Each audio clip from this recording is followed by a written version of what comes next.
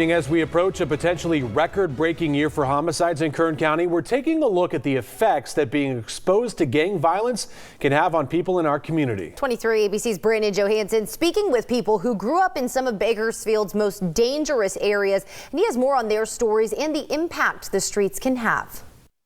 When you think of PTSD, our military heroes are the first people that likely come to mind, and rightfully so. But there are many right here in our community exposed to trauma simply by walking out their doors, and help is available.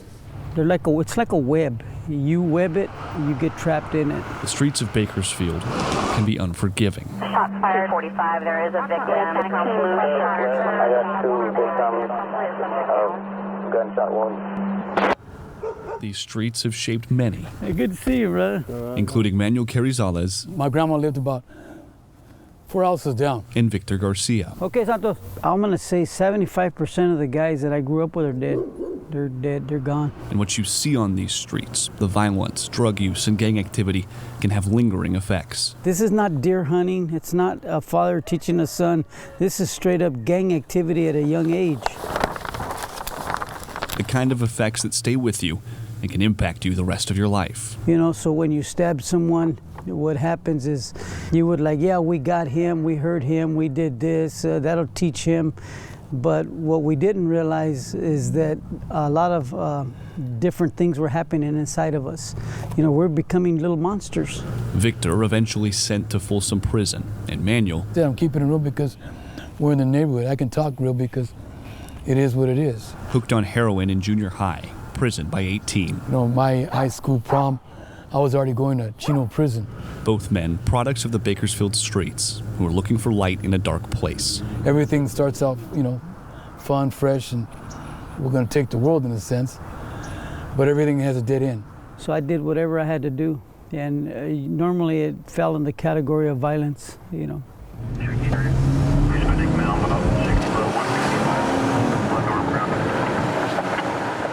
Sergeant Nathan McCauley patrols these streets night in and night out. You guys can float around, just try to stay in 9 and 3 as much as possible unless you got something to go for. He spent 12 years with the Bakersfield Police Department and 3 years on the gang unit, getting to know the players and the hot spots around town. Since I've worked here, I don't know, at least probably 24 shootings at this market. The gang unit patrols where they're needed, but a lot of time is spent in the south and east portions of Bakersfield, where crime numbers are high. Anyone else got anything? The department has investigated more than 250 homicides in Bakersfield since 2008, a large majority of those falling in the areas he and his officers patrol. You're going to see things that would be difficult to handle, homicide, gang units, some of the sex crime ones. I think that's probably ones that seem to affect guys more than anything. You wear a bulletproof vest, you carry a gun around, and I think you kind of expect to deal with some kinds of violence periodically there, but seeing some of the other terrible things that people do to one another is not always easy to see and easy to deal with. It's something that I wouldn't want to experience all over again. Otis Wiley and Shani Heron both grew up on the east side and have lived in Bakersfield their whole lives. I mean, it's very traumatizing to anybody that growed up in the hood. Otis seeing his friends lose loved ones to gang violence, and Shani losing her son to a drive-by shooting in 2012. Some people can't come back. Some people just can't deal with it and, you know, have the foundation that I have. You know, some people just don't have it and they can't come back. And they resort to drugs and they resort to all just different. They just don't have it. Or their faith is bad, you know. You gotta believe in something. Being a cancer survivor, dealing with a lot of law enforcement, dealing a lot with military, I see a high percentage of people with PTSD. Everyone we've introduced you to in this story has spent time on the streets or been impacted by them in some way. And seeing what they see day in and day out can have consequences. Other people can get PTSD as well. It doesn't have to be just someone in the military or somebody that's in law enforcement. Dr. Corey Gonzalez says he looks for certain symptoms when diagnosing someone with post-traumatic stress disorder: hyperarousal, avoidance, impairment in functioning, and cognitive distortion. If he sees those symptoms for a month, he can diagnose. When you go through trauma, a lot of times that fight or flight part of the brain gets damaged. And what happens is the fight or flight won't shut off. He says it doesn't require a war zone to see trauma that would cause those symptoms. It can happen right outside your door, like it did to Angelina Ibarra. I don't dwell on it. It's there, though. She remembers a lot from her childhood on the east side. It's just a bunch of violent stuff. Like, I'm remembering a lot of stuff right now. Raids on her home as police search for drugs, seeing her father shooting up, walking out to her swing set to see a man who had hung himself. As she shared, she read her favorite verse, Isaiah 54:17. No weapon formed against me shall prosper, and that just it tells a lot, because I've been through some stuff. People killed in front of her apartment, and her friend shot to death in a car while she was in the passenger seat. Bullets, she says, were meant for her. He was in the wrong place at the wrong time. All he did was give me a ride home, and he got killed. She later got into trouble with the law and was sent to prison, where she saw a psychologist. I would have nightmares and flashbacks, so I was diagnosed with PTSD. Post-traumatic stress disorder can be treated with psychotherapy and medication. Angelina was put on medication, but says it was her faith that helped her through. Because I'm still alive, because I could have been dead a long time ago, and all the situations I've been in and all the things that's gone on, I'm alive for a reason. They've all experienced or glimpsed the trauma the streets can bring, but to recover, there are different routes to be taken. Dr. Gonzalez says the medical treatment resources that are given to veterans who suffer from PTSD are available to anyone.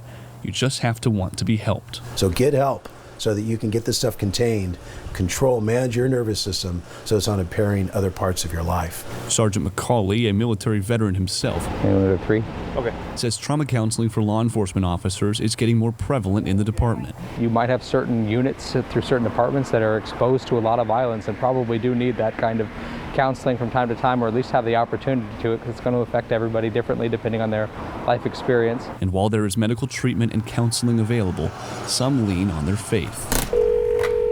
Hello, Stay Focused, Reach for Greatness. This is Angie speaking. How can I help you? Angelina, now working for Stay Focused Ministries, an organization founded by Manuel after he got out of prison in 1990.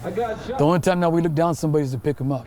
Seeking to reach neighborhoods and inner city communities. This is the second time in a couple of months that the Victory Christian Church has fed the needy of Bakersfield. Spreading the gospel, providing mentoring programs. See, we're all people. Trying to reach people and save them from gang violence before it's too late. Because I don't want to do another funeral. I don't. But I'm sure I will. I don't want to bury a young kid, which I have many times, but it'll probably happen again. He says progress in local neighborhoods is being made. Reach for greatness! And a symbol of what they're doing is visible on the streets that he and Victor grew up on. But a lot of damage was done here, man, at one time. Manuel says the building on Gay Street and Cannon Avenue used to be a shooting gallery where they would use heroin, but it's now been turned into a community center. From what it used to be, and to now helping children, helping families, what it showed me was the grace and mercy of the Lord. It was faith that both Manuel and Victor say rescued them from the streets that raised them. We give God the credit. And now they're looking to rescue others. We want to see them change their lives, but as we know, they're stuck. We were stuck. We know what they're dealing with because we were there. And bring light to a dark place. Because we know one thing, we were given a second chance, and we're going to give people a second chance. For anyone who thinks that they may be suffering from PTSD or trauma, those resources can also provide a second chance. We have the contact for Dr. Gonzalez on this story on turnto23.com. If you'd like to get involved with Stay Focused Ministries or the Wendell Davis Foundation, we have that information for you as well. For now in studio, Brandon Johansen, 23 ABC News.